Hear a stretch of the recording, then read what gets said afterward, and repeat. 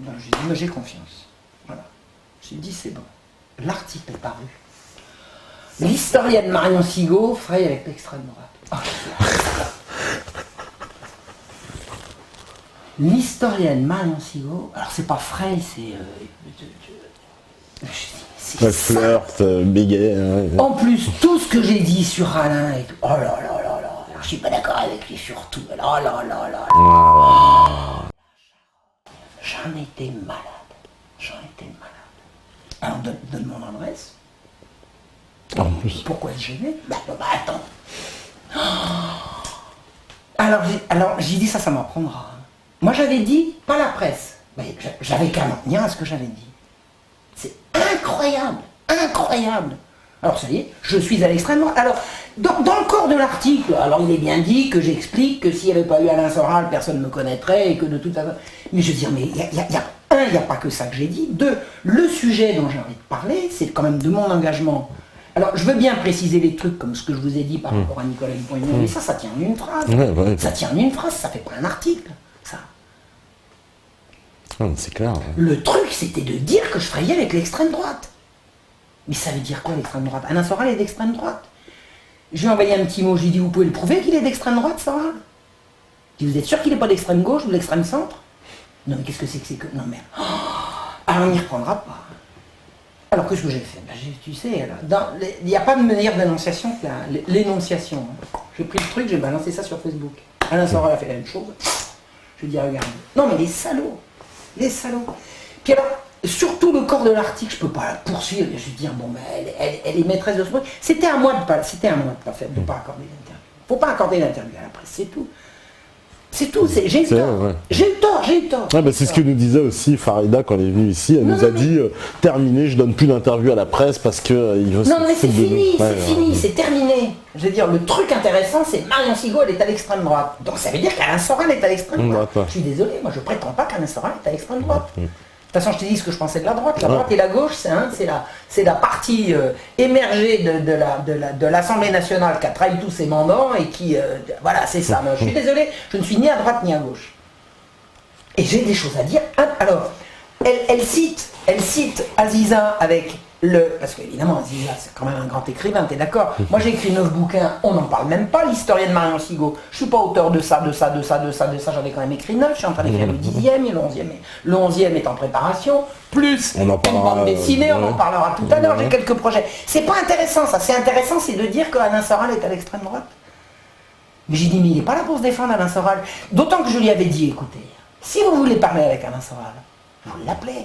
Parce que c'est un procès par procuration. Mais ça, c'est par procuration. Elle se sert de moi pour dire qu'Alain Soral est à l'extrême droite. Mais j'ai dit, moi je ne sers pas à ça, moi. Et je lui ai dit au téléphone, j'ai dit, si vous voulez savoir des trucs sur Alain Soral, vous l'appelez. Je ne servirai pas à ça, d'accord?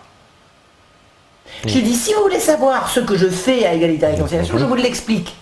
Depuis que je suis à Égalité et Réconciliation, j'ai une tribune pour m'exprimer, j'ai des choses à dire, et je remercie Alain Soral de ça. Je dis, à part ça, si vous voulez demander à Alain Soral s'il est de droite ou de gauche, vous l'appelez lui. Ouais, ça paraît clair, mais les journalistes, ils ont du mal à comprendre de simples choses. En disant que je prétends avoir été ostracisé ou censuré. Non mais je prétends. 30 ans de mise à l'écart total, je prétends. Mais alors elle assure que Alain Soral est d'extrême droite. Et que je ferai avec l'extrême droite. Ça, elle l'assure. Moi, je prétends, elle l'assure. Non, mais j'ai compris. Non, mais c'est fini, on n'y reprendra pas. Et tous les arguments qu'elle m'avait développés pour dire regardez, on est quand même un journal local, vous allez pouvoir vous exprimer, j'ai eu l'illusion qu'effectivement, elle me donnait la parole. Enfin bon. Mais elle a bien mené. Alors juste... Oh là là là là. Bon, maintenant, savoir la part de sa rédac chef, mais je m'en fous. J'avais dit que j'avais pas confiance. J'avais qu'à m'y tenir. Ça m'apprendra. Alors on nous demande, je vais enchaîner parce que l'heure avance et il y a encore pas mal de questions, mais il y a pas mal de gens qui nous demandent, alors ça tombe très bien, ça c'est Méo qui nous demande ça, il dit pour la dernière partie, Madame Sigaud, pourrait-elle nous parler de sa période israélienne un petit peu? Ouais, je veux bien. Alors ça c'est parce qu'il y a plusieurs personnes qu'on a demandé, c'est que ça les intéresse. C'est une expérience pas commune, parce que tu as été dans un kibbutz, c'est ça, tu as vécu dans un kibbutz en Israël. J'ai vécu dans un kibbutz, j'ai fait plus que vivre dans un kibbutz, alors j'ai pas vécu vraiment, mais j'ai eu des liens extrêmement chaleureux, extrêmement, sur près de 20 ans, quoi.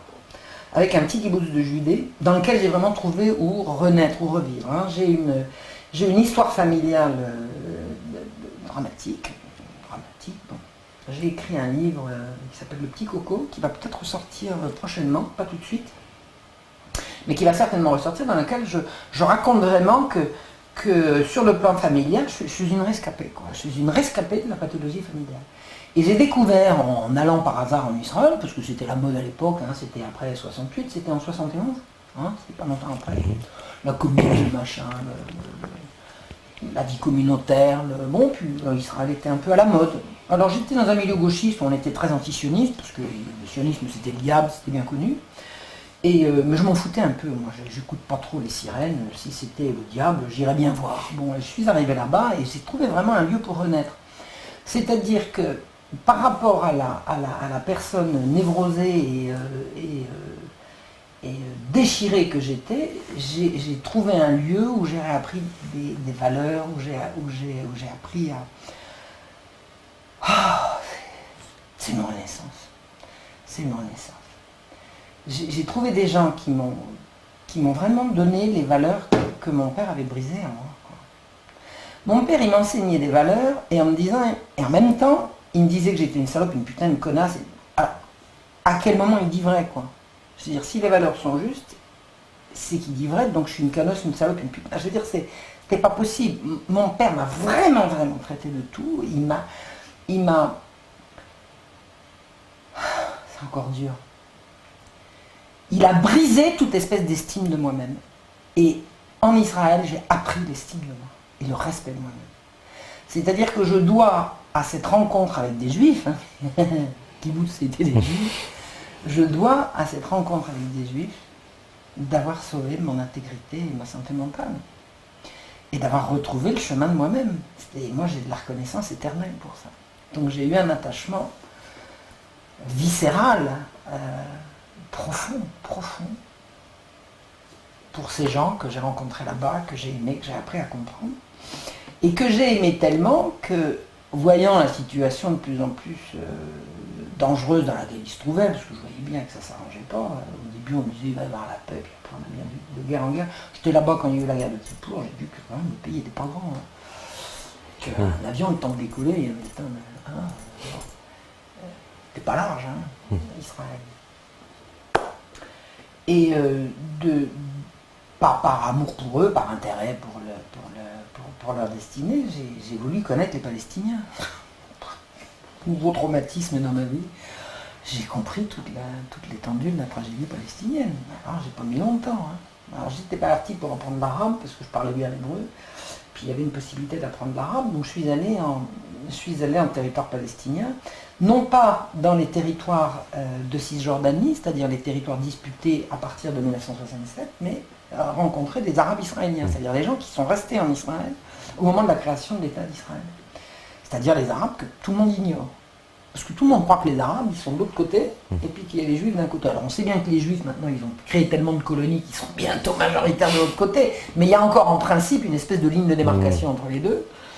Même si elle n'apparaît plus dans la carte routière en Israël, elle apparaît encore au moins sur les atlas qui veulent bien faire leur boulot correctement. Par contre, les Arabes israéliens, on les voit pas, parce qu'ils sont perdus au milieu. Et c'est en rencontrant les Arabes israéliens que j'ai compris ce que c'était que la tragédie palestinienne, puisque c'était que la face que j'avais pas voulu voir du sionisme. Donc je suis devenu absolument rigoureusement anti-sioniste, toujours aussi proche des gens que j'aimais depuis le début, puis qui m'ont sauvé la vie, quoi. Donc j'ai une position par rapport au sionisme qui est claire et nette et sans bavure. J'estime que la politique sioniste est une politique criminelle, mais je ne pourrais jamais en vouloir à un juif d'être juif, parce que je dois tout, pas tout, mais beaucoup de choses. Et j'ai tellement entendu dire de conneries quand je revenais d'Israël les premières fois et que je racontais ce que j'avais vu, je me trouvais face à une opposition au sionisme qui reprochait à Israël tout ce qu'Israël ne faisait pas, et qui cautionnait, en ne disant rien, tous les crimes qu'Israël commettait. C'est-à-dire qu'en fait, il y avait un antisionisme qui était totalement mensonger et qui m'a fait perdre 20 ans dans la prise de conscience. Parce que si les gens qui critiquaient Israël m'avaient montré d'emblée ce qu'était la réalité palestinienne, j'aurais compris tout de suite. C'est pas grave, pas grave, j'ai compris maintenant. Après, l'important c'est de comprendre. Mais ce que je comprends aussi, c'est qu'il y avait une certaine forme d'antisionisme qui était totalement fallacieuse. Totalement fallacieuse. Et moi, j'estime vraiment que l'expérience du kibbutz, telle que je l'ai vécue, c'était vraiment une expérience de socialisme appliqué, absolument enthousiasmant. Absolument enthousiasmant. C'est quoi, on vit dans une ferme, c'est ça? C'est un espace, un village communautaire, voilà. Communautaire, ouais. Alors évidemment, on ne peut pas dire que c'était pas seulement qu'il était subventionné, c'était pas le problème. Le kibbutz travaillait des terres qui lui étaient allouées par l'agence juive. Et qu'est-ce que c'est que l'agence juive? C'est l'organisme qui s'étend à approprier les terres des Arabes, les alloue à qui elle veut. Et moi, pendant le temps que j'étais au kibbutz, il y avait une chose qui était admise, c'est que les Arabes, ils étaient là-bas, tu vois, il y a la ligne de la colline là-bas, les Arabes, ils sont de l'autre côté, c'est-à-dire c'est pas chez nous. C'était bien, c'était pratique, nous on est chez nous et ils sont chez eux. Puis un jour, j'ai passé la colline, je suis allé voir les gens de l'autre côté, puis ils m'ont raconté comment ils se sont fait éjecter de là où étaient mes gens de kibbutz. J'ai bien compris que c'était pas si simple. Que c'était pas idyllique comme ils ont dit. Il dit quand on est arrivé, les Arabes ils n'étaient pas là. Ben non, ils avaient été virés mano militari 5 ans avant. Et j'ai retrouvé les gens qui habitaient dans mon kibbutz, qui habitaient sur le territoire. Sur le terrain. J'ai retrouvé le village détruit, j'ai retrouvé le nom du village détruit, j'ai retrouvé le lieu où avaient fui les gens qui habitaient dans le village détruit. Je les ai pistés, je les ai retrouvés. J'ai toqué de porte à porte comme ça dans un camp de réfugiés, jusqu'à ce que quelqu'un me dise, moi j'étais de ce village-là. Je me suis assise par terre, j'ai dit raconte-moi comment t'es parti. Elle m'a raconté. J'ai une photo de moi pendant le récit. J'ai les yeux tout rouges. Ce qu'ils ont expliqué, donc là, qu'ils ont été virés par l'armée, quoi, c'est clairement. C'est les avions, c'est l'horreur. C'est l'horreur.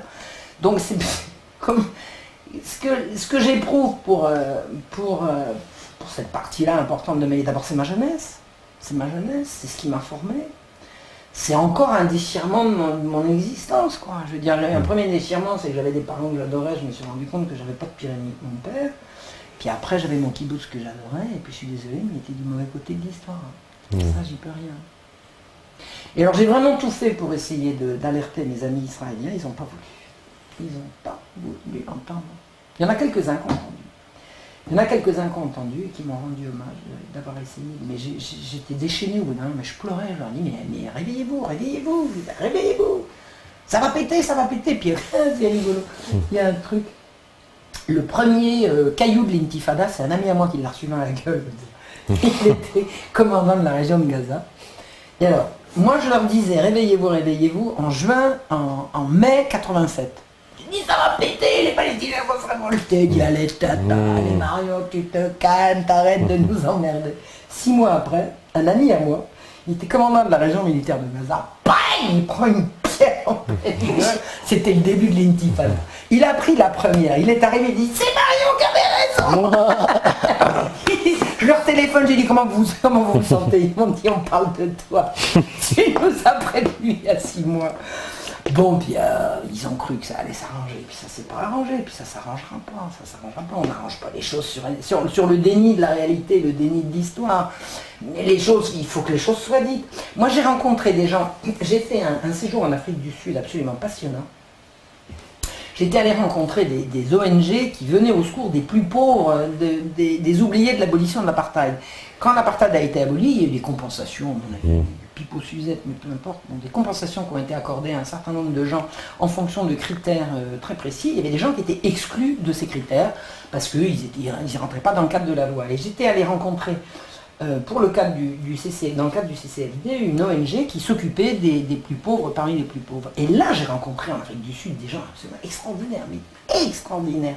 Et notamment une dame qui m'a dit qu'elle faisait partie des gens qui étaient à l'initiative de cette commission qui s'appelait Vérité et Réconciliation. Ah oui. C'est extraordinaire. Elle m'avait raconté ça.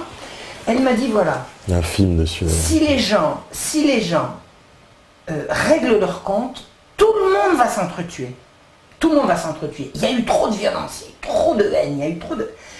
Donc on ne peut pas demander, on ne peut pas laisser les gens se venger et se faire justice eux-mêmes.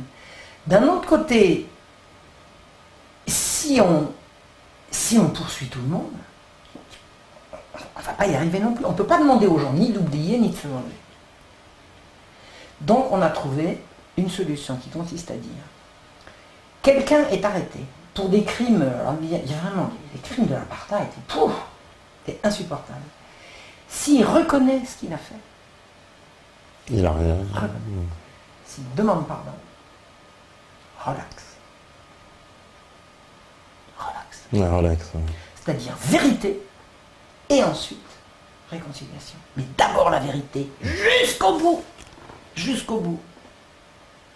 Et c'est vrai que celui dont on nie la souffrance qui t'a subi, moi je sais, parce que moi, j'en ai bavé des ronds de chapeau et personne ne voulait entendre ce que je disais. Donc je sais ce que c'est que la négation de la souffrance. À la fois, il ne faut pas se venger, parce que sinon on va y laisser soi-même son âme et on va mettre le pays à faire un sort, mais on ne peut pas non plus le ravaler, parce que sinon on va crever de frustration et de misère. Donc la vérité, exposée, et ensuite la réconciliation. Eh bien, si un jour en Israël, on veut vraiment établir la paix, il faut que tout soit dit. Et à l'heure actuelle, on est là. Tout est nié. Tout est nié. On nie. Le premier qui dit antisémite, machin, plus antisémite, moi c'est marrant. Moi, me traiter d'antisémite, c'est comique. Hein. C'est comique. Ouais, parce qu'on fait la démarche jusqu'à là-bas et tout, c'est énorme. Quoi. Non mais personne n'ose. Jusqu'à présent, personne n'ose. D'ailleurs, il n'y a pas intérêt. Hein. Je vais devenir méchante. Hein. Moi, antisémite, c'est drôle. C'est carrément drôle. Par contre, antisioniste, j'assume tout à fait. J'assume tout à fait. Sionisme, c'est vraiment... C'est une idéologie, on a le droit d'être contre une idéologie. Voilà. Il paraît qu'on a le droit. Enfin, il paraît. Je suis pas sûr. Hein. Il paraît qu'on a le droit. Disons que nous prétendons que nous avons le droit, c'est pas sûr. Ouais. Donc vraiment, je pense que la solution, c'est vraiment les Sud-Africains qui l'ont dit. Et il est de fait, bon, les problèmes de l'Afrique du Sud, c'est complètement autre chose maintenant. Il n'y a pas eu de véritable réparation, donc c'est une bourgeoisie. Ils ont mélangé les noirs et les blancs au sommet, puis ils ont mélangé les noirs et les blancs. Comme ça, maintenant, il y a des riches de couleurs. Voilà, du coup, ils sont tranquilles. Alors qu'avant, c'était vrai. Et d'ailleurs, même ce que disent certains, pour aller dans un raisonnement encore un peu plus sur l'Afrique du Sud, il y en a qui disent, en gros, on a partagé, on a donné du pouvoir politique aux noirs, et les blancs ont conservé le pouvoir économique. Et comme ça, tout le monde est content. Genre un peu, bon bah d'accord, il vous faut du pouvoir politique, donc il y a une classe politique noire qui a émergé, et puis tout est resté en place au niveau... Voilà, mais les propriétaires des mines d'or, des mines de diamants, etc. Des fermes, voilà. Ils ont conservé des terres. Voilà, donc rien n'a trop bougé de ce côté-là. Mais le fait est quand même qu'ils ont bien sûr. Ils ont quand même évité le Mansa. Et moi j'ai trouvé vraiment, j'ai rencontré les Sud-Africains, j'ai rencontré des gens tellement adorable, mais c'est pas adorable, c'est époustouflant. Oh là là, le séjour que j'ai fait en Afrique du Sud, et je me suis prise à arriver, j'ai dit, mais c'est ça qu'il faudrait en Israël, quoi. C'est ça qu'il faudrait. Une vérité, réconciliation. Il n'y aura pas de réconciliation tant que la vérité ne sera pas dite. Ouais. Et le système ment. C'est l'agitation du mensonge, la contre-vérité, la négation de la réalité, ça n'en prend pas le chemin. Mais c'est vrai que si une solution devait exister, ça serait celle-là. Et d'ailleurs, je sais qu'il y a des instances pour des soldats israéliens qui veulent dire la vérité. Il y a des instances, mais c'est très individuel. Je sais qu'il y a des Israéliens qui ont une conscience et qui souffrent de ça, qui voudraient faire quelque chose. Ils sont dans un système où ils ne peuvent pas. La solution pour eux, c'est de se tirer, mais c'est pas se tirer la solution. La solution, ça serait que ça s'arrange, quoi. Et pour que ça s'arrange, il faut qu'ils connaissent qu'ils ont pris la place, quoi. Et qu'ils empêchent les autres dehors, et qu'ils continuent. Je veux dire, c'est clair. Elle a sauvé des juifs qui refusaient de retourner en Israël en les aidant à venir en France. Ouais. D'accord. Ouais, c'est Daniel qui nous dit ça. Ouais, c'est absolument vrai. J'ai rencontré en 91 ou 12, 92, je ne sais plus, des Russes, des juifs russes qui avaient quitté l'Union soviétique pour aller en Israël dans le cadre de couple mixte. Le père était juif et la maman non juive. Donc, comme en Union soviétique, la nationalité se passait par le père, ils étaient juifs comme papa. Les enfants étaient juifs comme papa en Russie. Quand ils sont arrivés en Israël, où la nationalité se passe par la mère, ils étaient goy comme maman. C'est-à-dire que c'était inextricable. Et c'était des gens qui avaient fui une Russie qu'ils aimaient, dont ils étaient les fidèles et zélés patriotes, quoi. Je veux dire, ils avaient fait leur service militaire, La Russie était leur mère patrie, qui s'est mise brusquement du jour au lendemain, sans raison qu'ils expliquaient à l'époque, et qui sont très simples à expliquer, ils se sont fait traiter de sales juifs, on disait dehors. Dans le même temps, il y avait des émissions complètes à la télévision qui disaient venez en Israël, venez en Israël, venez en Israël. Donc ils avaient tout quitté, ils sont allés en Israël, ils sont allés de Caraïbes, ils sont tombés de Caraïbes dans Silla, puisqu'arrivés en Israël, ne pouvant pas intégrer la maman enfin bon, ils ne pouvaient pas retourner en Russie, parce qu'ils avaient renoncé à leur citoyenneté soviétique en partant. Ils avaient rendu tout, ils ne voulaient ils ne pouvaient pas retourner en Russie, ils ne voulaient pas rester en Israël. Et ils ont suivi, alors j'en ai rencontré une vingtaine, une trentaine, comme ça, la famille. Ils avaient, par des moyens, par des réseaux pas propres, quoi. Ils ont trouvé la sortie, parce qu'en principe, pour sortir d'Israël, il fallait qu'ils remboursent tout ce qu'ils avaient perçu. En arrivant en Israël, l'État d'Israël leur donnait une grosse somme d'argent. Oui. Et puis après, ils voulaient repartir, il faut tout rembourser. Ils ont vécu avec pendant un an, avec des familles de 4 personnes, tu rembourses quoi? Surtout qu'ils étaient sombrés dans le chômage, enfin, ils se partageaient les travaux les plus mal payés. Enfin, bon. C'est ce que racontait Jacob Cohen, il disait que sa famille s'est fait piéger de la même façon. Du Maroc, ils ont immigré en Israël, on leur a donné beaucoup d'argent au début, ils ont tout dépensé, ils voulaient repartir, on a dit c'est terminé, faut rendre, vous pouvez, mais faut rendre tout, quoi, mais c'était impossible du tout. Vraiment c'est criminel, quoi. C'est vraiment il y avait un journaliste israélien qui disait on nous a fait croire jusqu'à présent que le sionisme était au service des juifs. Là on a bien compris, c'est les juifs qui sont au service du sionisme. C'est énorme. C'est clair. Donc ces couples mixtes qui apportaient tous des noms juifs, pour le coup. Herman, machin chouette truc, c'était vraiment les Ashkénazes. Et donc ils ont, pour pouvoir sortir malgré tout, il a fallu dresser la patte à des gens, il a fallu faire des trucs pas propres nécessairement, tu vois, parce que le certificat comme quoi tu as remboursé son truc, c'est jamais qu'un papier timbré. Je veux pas le savoir, mais vraiment c'est des gens qui sont arrivés là, ils avaient un système de valeurs et tout, ils ont sombré dans des magouilles, mais sortir de là, quoi. Ils voulaient absolument plus vivre en Israël et ils sont réfugiés en Hollande. Et moi je suis allé en Hollande alerté par un journaliste qui disait qu'en Hollande ils avaient demandé l'asile à la Hollande qui leur a dit qu'il ne leur donnerait pas l'asile et qu'il les renverrait tous en Israël. Et pour pas être envoyé en Israël, ils s'étaient réfugiés dans une église. Quand j'ai entendu ça, j'ai dit c'est pour moi, j'ai pris la balle. J'ai filé en Hollande, ils étaient sortis des églises et je les ai rencontrés et ils m'ont accordé une interview très très longue pendant toute une soirée. Moi j'ai entendu des histoires. C'était vraiment des gens désespérés qui avaient tout perdu, ils n'avaient plus de maison, ils avaient leur avoir dans un sac, ils n'avaient plus de nationalité, ils n'avaient plus rien. Ils disaient simplement on a une revendication, où vous voulez mais pas en Israël. Ils ne voulaient pas d'Israël. Ils avaient développé à l'égard d'Israël une espèce de haine. Mais ils m'ont dit, et ils me l'ont redit, puisque je les ai suivis pendant longtemps, on se tuera. On est prêt au suicide collectif, on ne nous renverrait pas là-bas. Voilà. Il y a un mec. Alors, je te raconte la suite. Le lendemain matin du jour où je les ai interviewés, ils se sont fait rafler, renvoyer Malou Méditerranée en Israël. Il y a un gars, il a sauté par la fenêtre pour pas être pris. Il s'est cassé le dos. Et c'est comme ça que sa femme et son gosse n'ont pas été embarqués, parce qu'il avait le dos cassé. Et les autres ont été... Il y en a un, il a été renvoyé, il est arrivé en Israël en slip. Sa femme en nuisette. Les enfants roulaient dans une couverture, éperdus de larmes et tout. Et ils en ont renvoyé que les 3 quarts. Et dans le quart restant, il y en avait que je connaissais. C'est-à-dire que j'avais interviewé la veille. Alors je suis allé les chercher. Puis ils étaient rentrés en France. Et je me suis occupé d'eux pendant 2 ans, 3 ans, pour essayer de retourner un asile. La France refusait l'asile parce qu'Israël est un pays démocratique. Et c'est là que mes emmerdements graves ont commencé. Grave. Ah oui, avec l'ambassade d'Israël, non? Et les menaces de mort, et les alertes à la bombe, et les machins et tout. J'ai dit, bon, voilà. Puis alors moi dans le milieu, dans le milieu pro-palestinien que je fréquentais, je me mets, tu étais là à défendre des juifs, nous on défend. Ah, tu caches des juifs, ouais, je vous emmerde, Non mais attends, j'avais sur le dos les gens qui me reprochaient d'aider des juifs. C'est-à-dire que j'avais des juifs qui m'ont... Écoute, il y a un mec... T'as Israël sur le dos qui dit tu caches des crachats et t'as les anti-palestiniens qui disent ah mais c'est quand même... Mais j'avais tout. Il y a une espèce de salopard qui s'est permis dans un grand journal genevois qui disent elle aide des juifs, que voilà une compassion suspecte.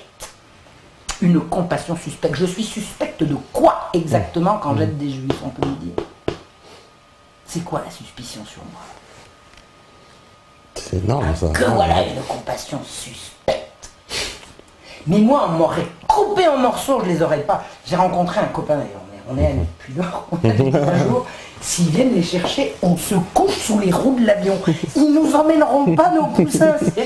On avait des familles avec des gosses dans les bras et tout. On les faisait rentrer la nuit. Oh là là là, qu'est-ce que j'ai pas fait pour essayer de leur venir en aide. Voilà. Moi je suis une affreuse antisémite qui secourt des juifs. Ah bah c'est histoire assez incroyable. Alors bah voilà, parce que l'heure avance, on voulait parler de ton prochain projet aussi. Donc, alors j'ai plusieurs projets. T'en as plusieurs. Ouais, j'en ai un qui est en cours et qui est pas fini, c'est sur Voltaire, mais j'en ai un autre qui est bientôt fini, c'est une BD. Ah voilà. BD historique. Mais on nous je vais demandait raconter une belle histoire. J'étais allé faire une conférence à Bordeaux avec un afro-fasciste, comment il s'appelle? Alain Soral, c'est ça? Vas-y, un national-socialiste, c'est ça? Ça doit être ça, hein? C'est ça, j'ai sorti. Bon, j'étais parti faire une conférence à Bordeaux avec Alain, et je rentre à l'hôtel, et je tombe sur un monsieur qui me dit « Oh, Marion Sigaud !» Je lui dis « Enchanté. » Bonjour, je peux vous offrir un verre? Je lui dis oui. Qu'est-ce que vous faites dans la vie? Je dessine, vous faites des BD? Oui, on en fait une. Bientôt fini. Il dessine vachement bien, c'est vachement bien. Alors, on est tombé d'accord sur un truc comme ça. C'est-à-dire, moi je sais pas dessiner, j'y connais rien. Mais c'est l'histoire que je maîtrise. C'est-à-dire qu'on écrit un truc sur Dominique Cartouche, je veux que le moindre détail soit historiquement juste. C'est-à-dire, c'est un truc pédagogique. Donc je suis aux commandes du scénario. Encore du scénario. Hein. Puis il dessine tellement bien, c'est vachement bien. Il nous fait revivre. Et ça sera la véritable histoire de Dominique Cartouche. Alors je ne dis pas que c'est le titre de la BD parce qu'on ne l'a pas encore titré. Mais c'est l'esprit. Et c'est vraiment c'est la réalité historique. C'est la réalité historique. Donc ce qu'il faut qu'on fasse, à la fin de la BD, on donnera la source. C'est-à-dire qu'il faut que les gens puissent s'en servir comme d'un outil pédagogique pour aller voir plus loin. Et puis après, comme on en aura vendu beaucoup, on en fera d'autres. Il y a beaucoup de gens qui me demandent des livres pour la jeunesse. Et je pense que la BD, surtout avec cette qualité de dessin, c'est vraiment un truc. Alors il s'appelle Loïc Serja, voilà. Et puis il apparaîtra quand le bouquin apparaîtra, parce qu'il ne faut pas mettre tout le monde sous l'œil de la caméra, ça porte malheur. Pas tout le monde en même temps. Voilà. Mais son temps viendra. On lui passe le bonjour. Non, c'est du très très joli travail qu'il fait. C'est vraiment vraiment bien. C'est vachement bien. Et c'est marrant. Il a l'air. Ouais. Non, mais il faut regarder ça. Et les gens à qui j'ai montré, ils me disent, la vache les beaux dessins, voilà. Il faut que ça soit beau. D'abord, le beau, c'est ce qui manque à la jeunesse. Et on présente aux jeunes des trucs de plus en plus laids. Moi, j'ai dit non, il ne faut pas que ça soit laid, il faut que ça soit beau. Il faut que ça soit beau et que ça soit vrai. Voilà. Donc ça, c'est pour bientôt. Ça, c'est pour bientôt. Ça sortira avant Voltaire. Voltaire, je l'ai pas fini. Alors, on nous redemande le nom du dessinateur. Ils ont pas entendu. Il s'appelle Loïc Serja. Mais il a déjà fait de la BD. Il a déjà fait des très beaux trucs. C'est quelqu'un de très bien. Ouais, c'est quelqu'un de très bien. Mais il a fait des très beaux trucs, mais il était dans le... Comment dirais-je? On va dire dans le système, sans vouloir l'insulter lui, c'est pas de sa faute. Mais là, c'est vraiment l'entrée en dissidence. Mais je suis sûr que ça va marcher. Je suis sûr que ça va marcher parce qu'il y a tellement une demande. D'abord, il y a une demande des parents. Il y a une demande des parents, ils disent donnez-nous de l'histoire. Beaucoup de gens disent que c'est un bon outil pédagogique, une BD, pour l'histoire. Du moment qu'elle est belle, je pense, c'est belle et vraie. Parce que moi je vois au début, quand j'en discutais avec Loïc, il m'avait montré des dessins, j'ai dit mais c'est des dessins déformés. Il m'a dit mais c'est ça que demandent les éditeurs. Il dit ben nous non, voilà, faut pas déformer la réalité. À la rigueur d'enjoliver parce que bon, mais il faut que le vrai soit beau et que le beau soit vrai. Voilà. Non, mais c'est un super outil parce que pour les jeunes, c'est une façon de redécouvrir l'histoire avec une BD, c'est vraiment génial quoi. Et ben en tout cas. D'où l'intérêt de prendre des pots dans des bars, des grands hôtels à Bordeaux. Voilà, on rencontre des gens formidables, je vois ça. Il disait oh il dit bonjour Jean-Jacques. Je peux vous offrir un coup à boire, mais pas de problème. Il y en a plein qui veulent t'offrir des coups d'ailleurs. Calmez vos ardeurs un peu. Tu as beaucoup de succès, en tout cas beaucoup de gens, à part Ranky l'entretien. Si ça, d'ailleurs, ça continue, on va te sauter ton compte parce que il y a un règlement quand même sur le chat. Et puis sinon, voilà, merci beaucoup. C'est déjà fini. Bah oui, c'est vrai. Oh là là. Et 4 heures en plus, c'est une émission spéciale. Là, c'est passé comme ça. Moi-même, j'ai encore plein de questions. Je suis sûr qu'ils en ont encore 1 million de questions. Mais vraiment, de toute façon, tu reviens quand tu veux. Il y a la porte est ouverte. On revient pour la BD. Ah vous revenez pour la BD avec plaisir, avec grand plaisir. Non, mais là vraiment, faut vraiment qu'elle marche cette BD. Faut vraiment qu'elle marche parce que d'abord, je pense que vraiment Loïc le mérite et il faut que ça en lance d'autres, quoi. Faut vraiment entrer. Bon, la presse, on apprend à s'en passer. Il faudra qu'on apprenne à se passer de l'édition. Je veux dire, il faut vraiment que la dissidence, elle vole complètement de ses propres œuvres. Bon, on n'aura jamais autant de lecteurs, on ne gagnera jamais autant d'argent dans notre système. On est d'accord. Bon, on est d'accord, on ne fait pas ça pour du fric. Mais il faut quand même qu'on puisse en gagner un minimum. Il faut que tout travail mérite salaire. Et voilà, quoi.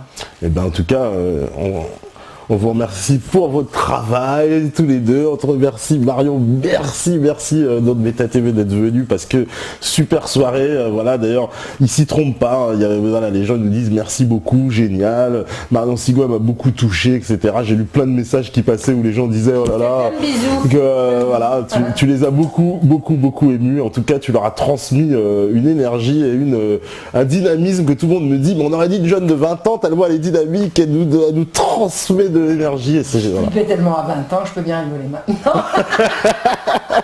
J'ai tellement pleuré à 20 ans, je rigole à 20 ans. En tout cas, merci beaucoup.